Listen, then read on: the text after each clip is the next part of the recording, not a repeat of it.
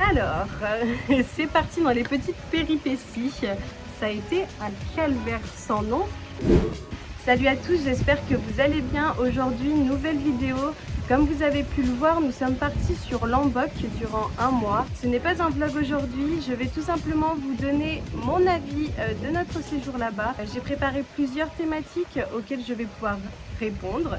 Donc, je vous réponds à toutes ces questions juste après l'introduction.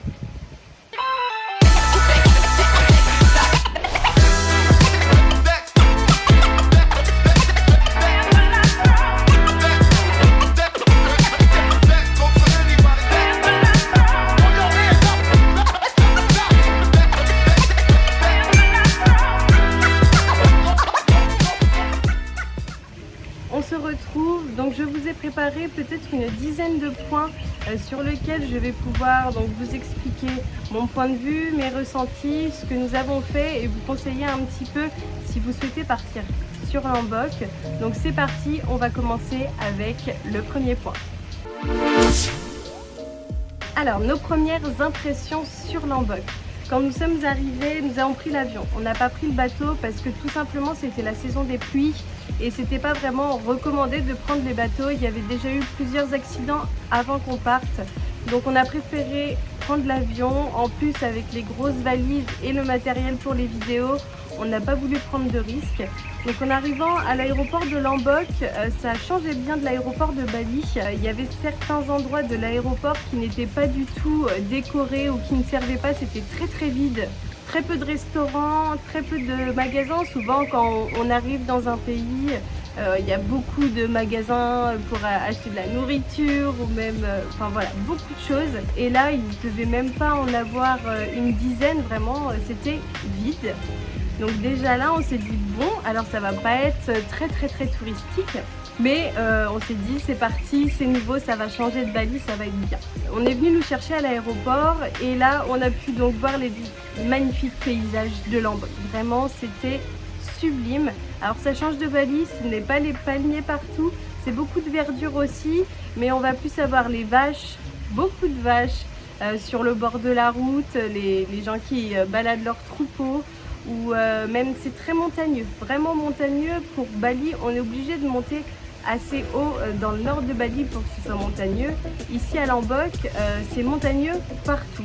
Donc c'est vrai que ça a vraiment son charme. C'était très joli, on a vraiment aimé. Donc pour ça, c'était vraiment top. On savait qu'on allait avoir un dépaysagement total donc à Lombok. On est parti pour le deuxième point, let's go! Les activités qu'on a pu réaliser à Lombok.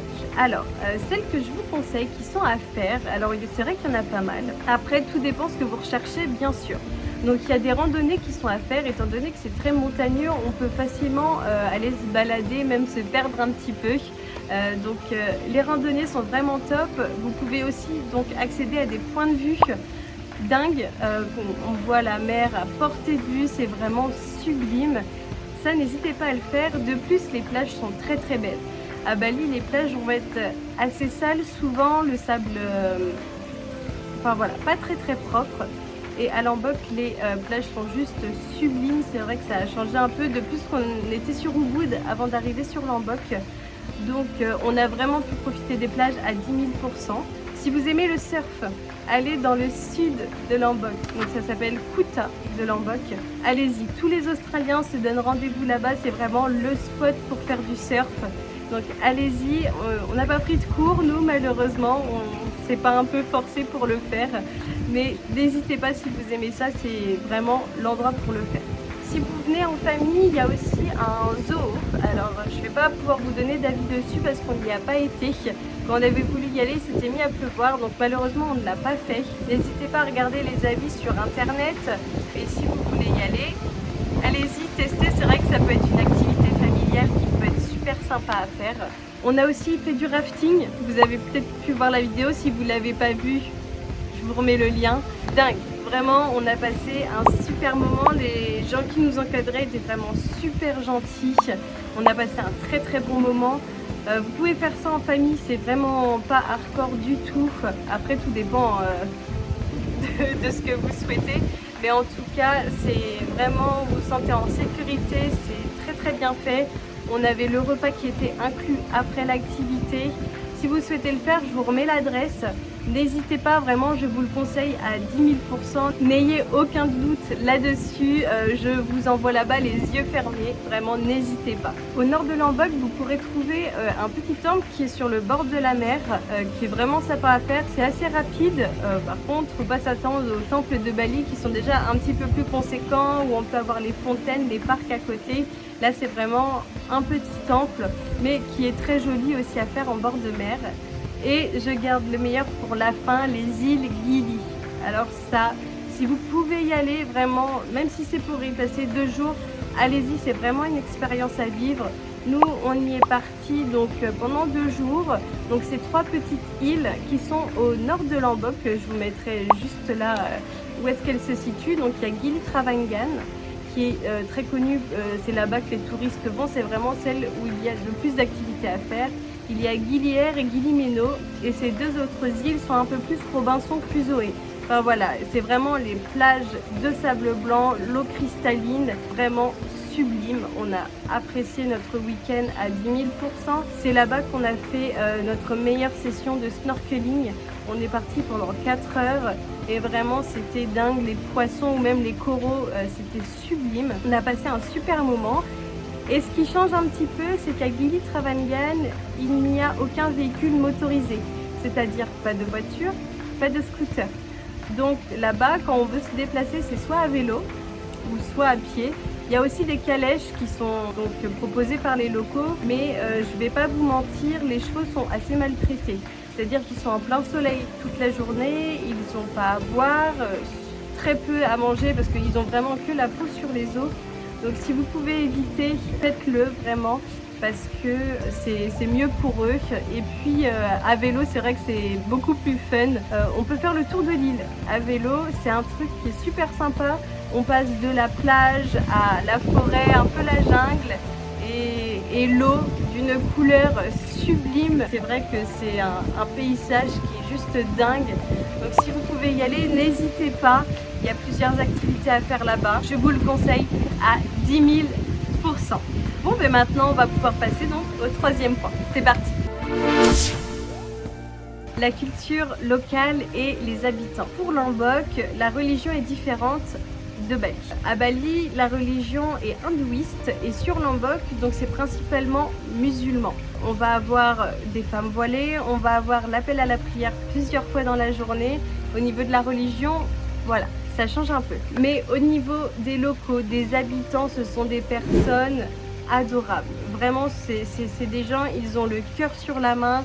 S'ils peuvent vous aider, ils le font sans rien demander en retour. C'est vraiment juste de la bienveillance et de la gentillesse. On a pu rencontrer un couple de locaux qui nous ont invités chez eux, présenter leur famille. On a pu faire des activités avec eux parce qu'ils voulaient nous faire découvrir Lombok. Ils nous ont fait découvrir aussi des plats typiques locaux, des boissons qui étaient réalisées par eux. Et vraiment, on a passé des super moments avec eux à pouvoir échanger de nos vies différentes parce que c'est vrai que eux, ils ne se contentent de très peu de choses. On a pu aller dans leur maison où il n'y a rien, mais juste ils sont heureux, ils sont ensemble. Et en fait, ça nous donne une leçon un peu sur la vie et on se dit qu'au final, on est très bien avec ce que l'on a. Et c'est des personnes en or qui sont juste simples et qui veulent partager tout ce qu'ils peuvent partager parce que c'est quelque chose qui les enrichit et qu'ils sont super contents de faire. Donc Ouznul Mourni, si vous passez par là, on vous fait plein de bisous, on pense fort à vous. Et voilà, j'espère que vous pourrez rencontrer des personnes comme ça parce que c'est vraiment une expérience super à vivre et c'est des liens à créer qui sont juste dingues. Si vous pouvez le faire, faites-le vraiment. Maintenant, on va pouvoir passer au 4e point. C'est parti. Alors, les hébergements et les restaurants. On avait quand même certains critères, étant donné qu'on travaille en plus du voyage. Il nous fallait une bonne connexion internet, il nous fallait un logement où l'on pouvait quand même travailler. Mais si vous venez en vacances, voilà, vous aurez peut-être des critères différents. Ce que je peux vous conseiller, c'est de bien regarder les annonces des logements. Pour notre part, on est arrivé sur Kouta, donc au sud de Lombok. On avait pris un logement où l'on souhaitait avoir le petit déjeuner le matin, le ménage qui devait être fait une fois par semaine, ainsi que la climatisation et l'internet. Voilà. Malheureusement, tout était noté dans l'annonce et quand on est arrivé sur place, rien de tout ça n'était fait. Donc l'annonce était juste fausse. Malheureusement, on n'a pas pu rester dans ce logement. Si vous pouvez vraiment bien vérifier les annonces, faire attention à ce qui est mis en fonction de ce que vous recherchez, bien sûr. Si vous pouvez contacter l'hôte qui loue ces logements, n'hésitez pas à le faire si vous avez des questions à leur poser. Voilà, faites-le histoire d'être sûr à 100% de l'endroit où vous allez. Parce que c'est vrai que ça peut être dommage de tomber sur quelque chose de mauvais et de devoir changer ou même du coup être un peu avec des ondes négatives parce que le logement n'est pas super et ça vous bloque un peu pour les vacances. Voilà, donc n'hésitez pas à faire ça. Pour notre part, donc on a quitté ce logement et nous sommes partis donc au nord de Lombok. Donc c'était un hôtel qui s'appelait Purisaron, donc à Senggigi. Donc là c'était un grand complexe hôtelier. Pour le coup, dans le sud vous aurez beaucoup de facilité à vous loger. Enfin voilà, il y a plein de petites chambres d'hôtes, il y a des hôtels, il y a de tout. Au nord, on va être principalement avec de gros hôtels, des gros complexes hôteliers. Donc, il faudra peut-être mettre un petit peu plus le prix pour avoir un logement. Mais pour notre part, on a eu un service parfait. Les gens étaient super gentils. Comme je vous ai dit avant, Lombok est très peu touristique. Enfin, il y a très peu de touristes. Donc on est resté un mois là-bas, on a dû voir une vingtaine de touristes, tout le reste était des locaux qui venaient des entreprises, mais c'est tout et honnêtement on était presque les seuls au monde dans l'hôtel, les gens étaient vraiment top, donc génial. Au niveau des restaurants, les restaurants qu'on peut trouver à Bali, c'est vrai que il y en a partout, il y a de tout, il y a des restaurants grecs, il y a des restaurants chinois, enfin voilà, il y a de tout, il y a de tout. À Lombok, c'est un peu plus compliqué que ça, c'est-à-dire que ça va être beaucoup des street food. Si vous voulez manger en restaurant, c'est possible, il y en a pas beaucoup, mais il y en a. Mais il va falloir plus facilement mettre un peu plus cher pour pouvoir manger dans ce restaurant. On a voulu, pour vous donner un exemple, le premier jour où on est arrivé sur Lombok, on a voulu aller manger en bord de mer dans un restaurant. Et ben, forcément, on a dû mettre un petit peu plus cher parce que on était en bord de mer, il y avait la vue. Et que ce restaurant faisait partie d'un grand complexe hôtelier. Donc voilà, fallait mettre un petit peu plus le prix, donc c'était un petit peu plus cher. Si vous voulez manger dans les street food, allez-y. Honnêtement, ça reste des prix qui sont complètement abordables. La nourriture est bonne. Après, tout dépend de ce que vous recherchez aussi, comme je vous l'ai dit juste avant. Au niveau de la nourriture, donc comme je vous ai dit, on a rencontré Usno les Mourni, qui nous ont fait découvrir donc le gado gado. Alors ça c'était une expérience vraiment top. On est parti avec eux dans un petit street food. Honnêtement, on était les seuls occidentaux, tout le monde nous regardait bizarre un petit peu, mais qu'est-ce qu'ils font ici ces deux-là? Donc le gado gado, c'est un plat qui est constitué de riz avec des légumes tels que le tofu, il y a du tempeh et des pousses de soja. Et avec tout ça, il y a une sauce à la cacahuète. Donc c'est très très bon. Malheureusement, pour ma part, bien sûr, manger épicé c'est très compliqué. Déjà le poivre en France, ça me piquait et là c'est très épicé, donc ça a un petit peu été compliqué pour moi de finir mon assiette, mais le plat en lui-même était vraiment très bon. Donc si vous avez aucune difficulté à manger épicé, faites-le, franchement goûtez, c'est très bon.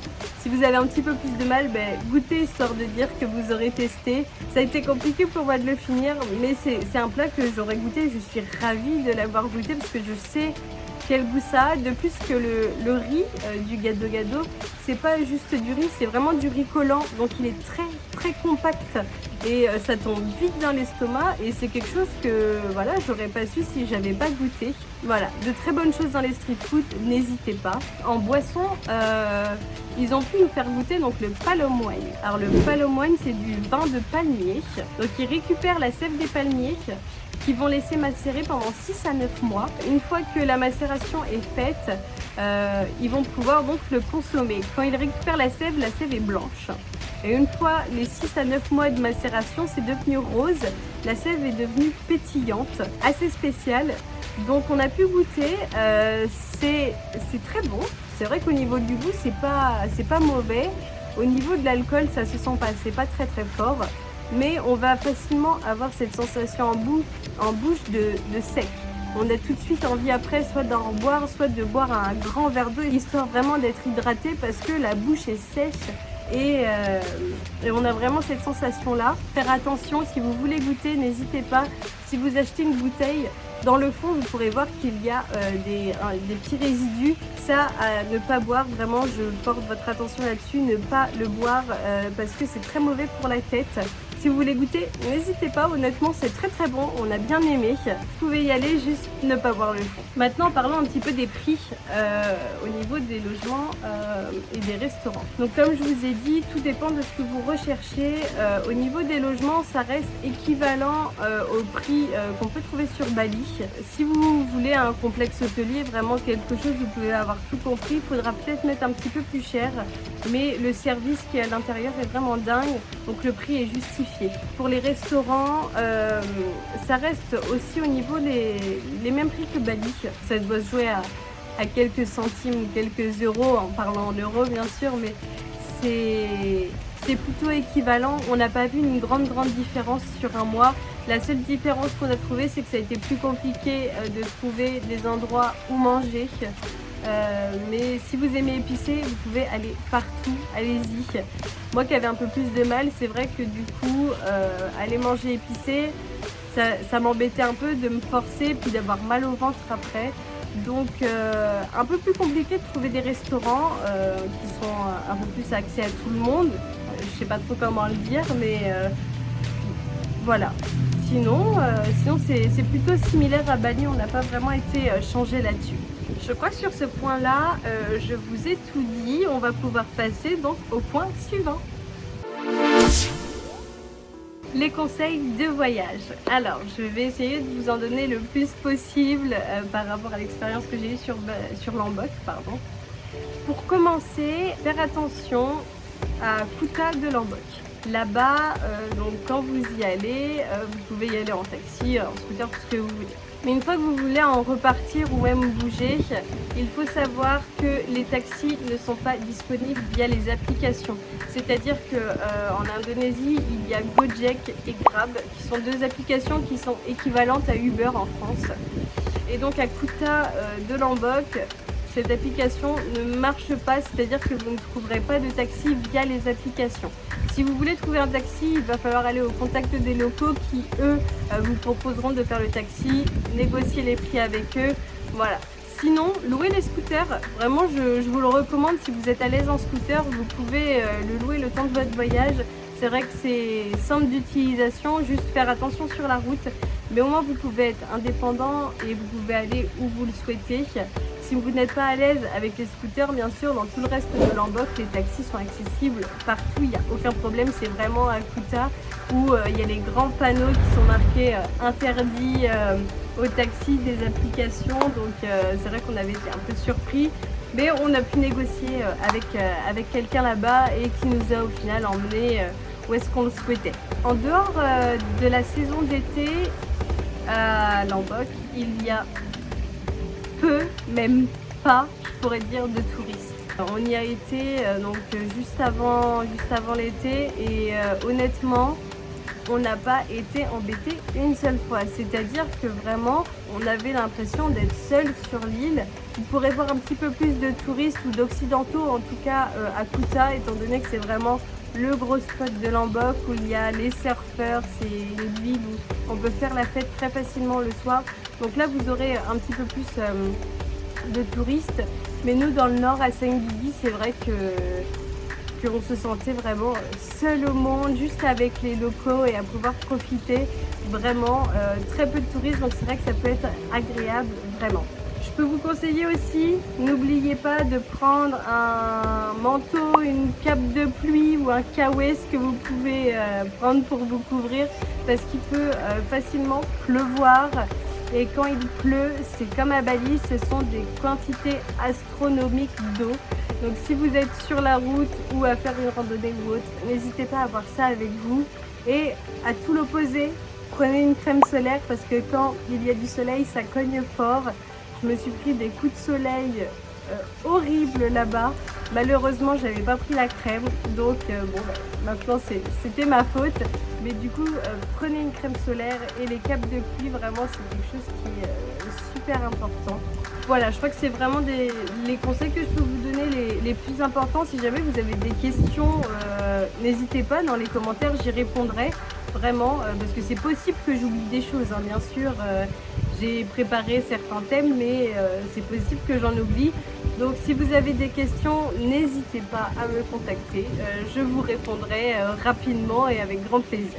On va pouvoir passer au point suivant. C'est parti!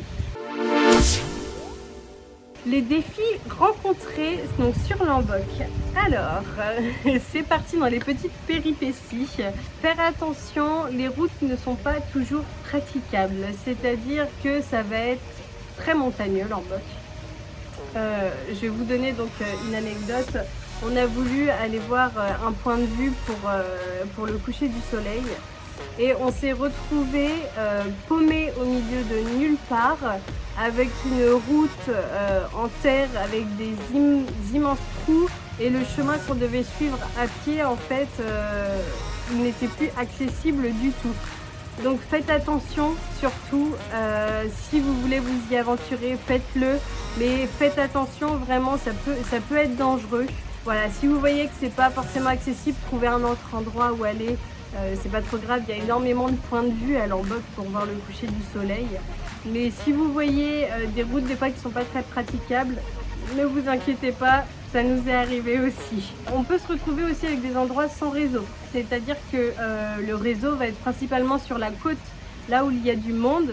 Mais à partir du moment où on va s'enfoncer un petit peu plus dans le centre de l'île, là, eh bien, il n'y a plus du tout internet. C'est-à-dire qu'on se retrouve dans les petits villages où les locaux habitent, ils vivent avec rien du tout, ils sont heureux et internet, c'est vraiment pas leur préoccupation.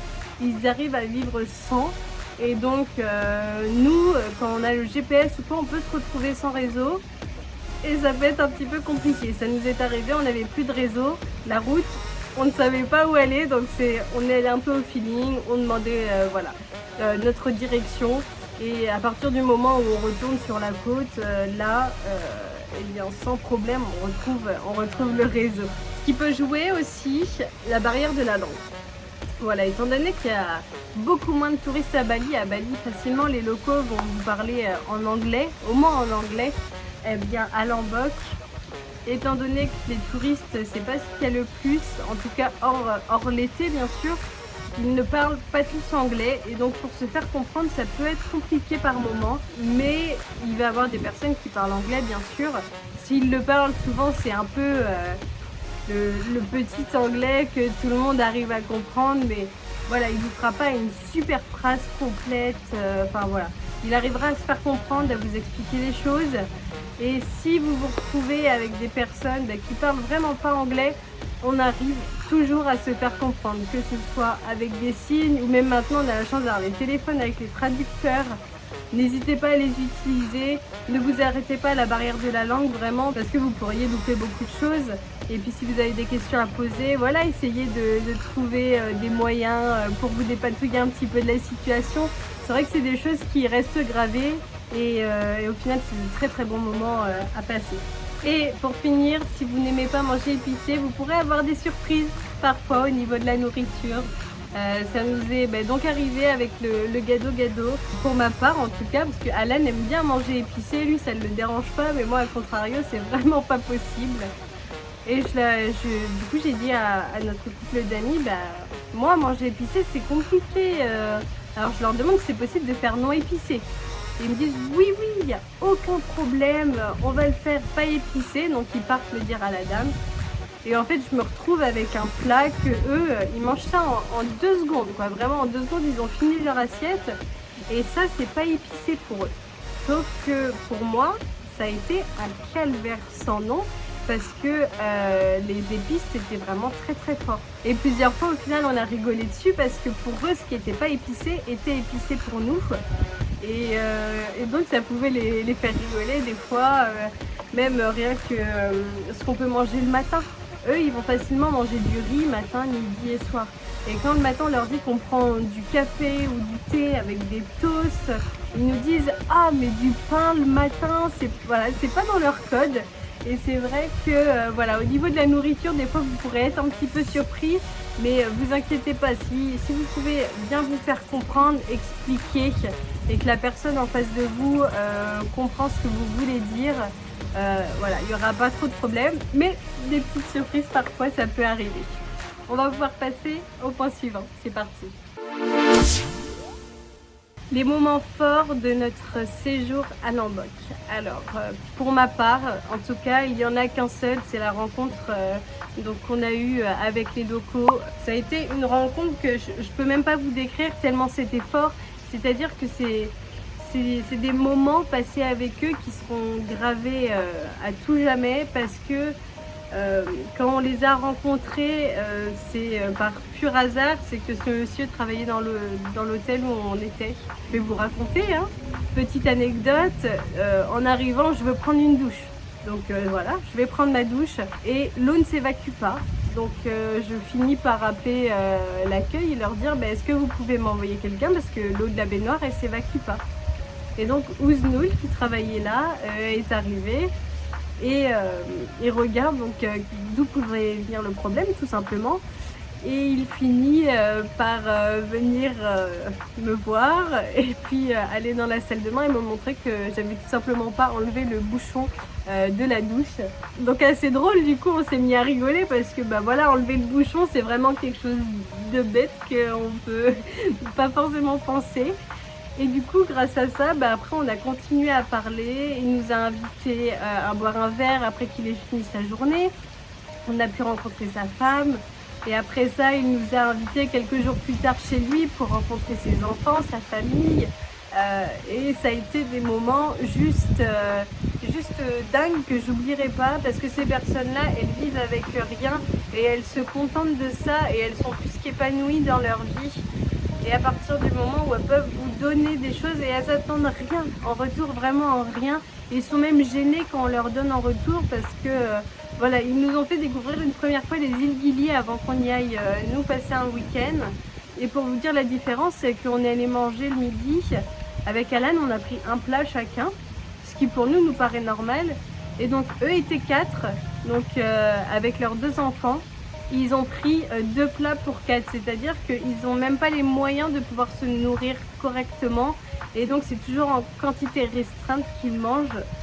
Et on a vraiment tissé des super liens avec eux et du coup voilà, quitte à eux payer de leur poche pour nous offrir un plat qu'ils mangent eux, en fait quelque chose qu'ils mangent tous les jours, en fait ils le faisaient les yeux fermés sans rien attendre et par chance ça a vraiment matché entre nous.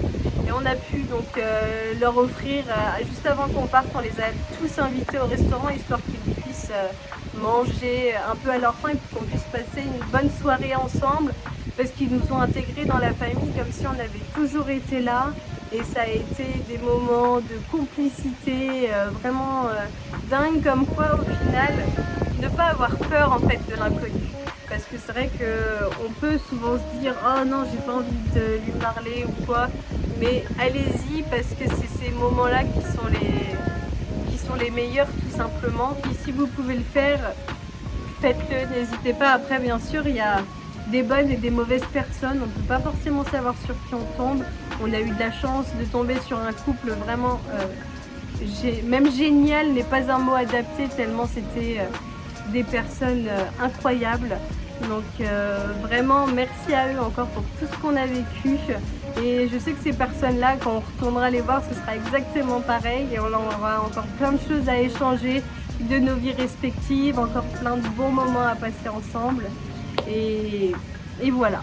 On va arriver bientôt sur la fin, il nous reste encore je crois quelques points encore à voir, donc c'est parti, on passe au point suivant. Les recommandations générales. Je vais essayer de faire le plus simple possible et le plus transparent parce que je suis complètement transparente avec vous. Si je peux vous aider, c'est avec grand plaisir que je le fais. Donc si vous aimez le calme, Lombok est vraiment un endroit parfait pour ça. C'est pas comme Bali où il va y avoir de la circulation tout le temps, on est très facilement au calme. N'hésitez pas à prendre des cours de surf si vous aimez ça ou même que vous voulez tester. Allez à Kuta dans le sud et prenez des cours de surf, c'est l'île pour faire du surf. Vraiment, vous pourrez en faire partout, mais c'est l'île pour faire du surf et honnêtement, allez-y, ça a l'air dingue. Nous, on ne l'a malheureusement pas fait, mais comme on est de retour sur Bali, on va pouvoir tester ça. Les activités, donc toutes les activités aquatiques, honnêtement, sont dingues. Que ce soit le surf, que ce soit le snorkeling, c'était incroyable. Vraiment super. Je vous recommande vraiment le snorkeling, c'est là qu'on a fait notre meilleure session. Vraiment, à Gili, ça a été dingue. Si vous n'avez pas vu, il y a la vidéo qui est sortie donc la semaine dernière. N'hésitez pas à aller la voir. Comme ça vous parlera un petit peu plus. Activité aquatique à faire vraiment.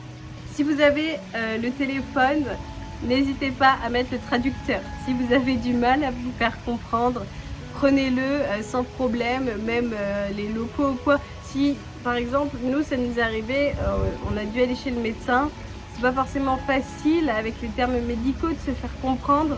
Donc c'est vrai que voilà, vous prenez le traducteur et au final, enfin voilà, chacun prend le traducteur, on essaye de se comprendre et c'est vrai qu'on a la simplicité de pouvoir faire comme ça maintenant.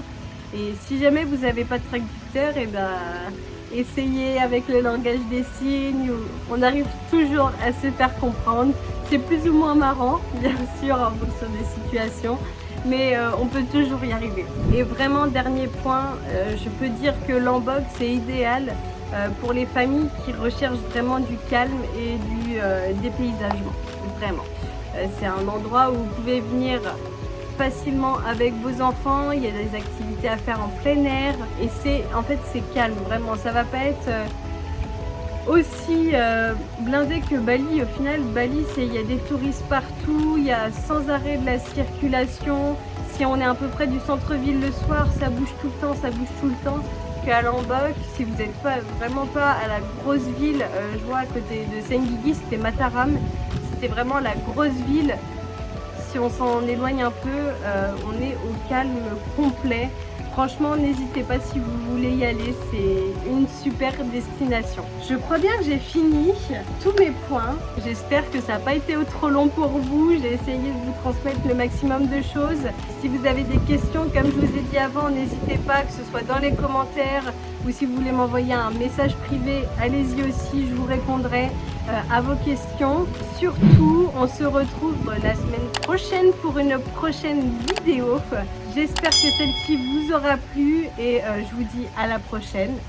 Ciao!